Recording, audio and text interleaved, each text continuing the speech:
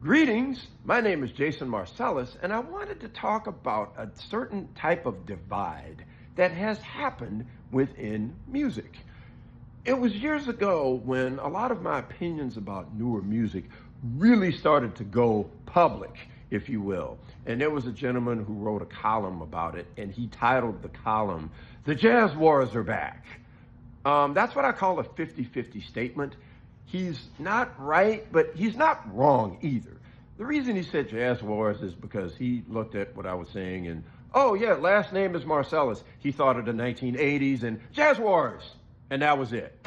And so that was not correct. However, he's not entirely wrong either. What was going on was that there was a divide within the music. Here's an example. In the 2000s, say you're at a university and you have two students talking and they're asking, what is it that you like with music? And one of them says, man, I really love the Ahmad Jamal Trio of the 1950s. And then the other student says, man, I ain't listening to that old music. No, man, I don't want to play that. And that's a very real divide that has been going on for, man, like past 20, 25 years. And the reason that a lot of students got away with that kind of thinking for a while is because the older musician would assume that it was a phase. Because what the older musicians do, and I had this conversation a lot, is they compare it to themselves when they were coming along. And they would say, oh man, they're just young. I mean, I went through that, man. There was older music I didn't like, but I appreciated it when I grew up and when I got older, man. They'll outgrow that. That's just the phase. And I'm saying, not this time. The reason that it was different this time is because there was an environment that was catering to young people.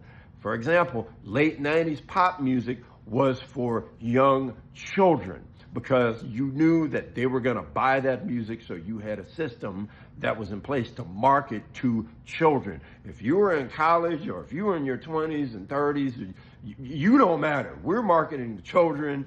We don't care about you. You don't matter. And a similar thing happened with other music. So for example, if you're like in a jazz studies program in 2000s, you had those that were into the classic records and those who were into newer things. But rather than like both, the guys that were into the newer things were dismissive of the older records. But here's the thing, there was a system that supported that type of thinking. So for instance, if you had an artist that came out and was playing like newer music, well, you had a system, whether it was a record label or whatever, that would support that because they knew at that point, you know what?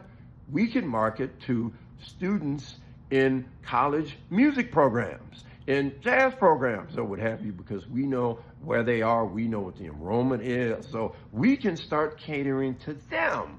So a lot of jazz magazines start catering to the college or high school music student because they know what the numbers are going to be. This is what happens when you reduce everything to numbers. They know what the numbers and the enrollments are. They're like, oh man, let's just cater to them. If you're age 30 and up, you don't matter. And so what it caused was this bit of a divide. In fact, I remember when I was critical and these comments came out, there was a pianist who emailed me and said, man, I really appreciate everything, man, that you were saying, man. I didn't really like the new thing. And a lot of the students that I know, that's what they're into. They were into the new thing. And I would hear about that a lot. That causes this divide. One side, that's like, man, we really love the classic music. And the other side is like, nah, man, forget that old stuff. But there's a system that supports that. So if you're a musician, like if you play piano, for example, there's no incentive for you to learn Bud Powell's music or to learn Bud Powell tunes.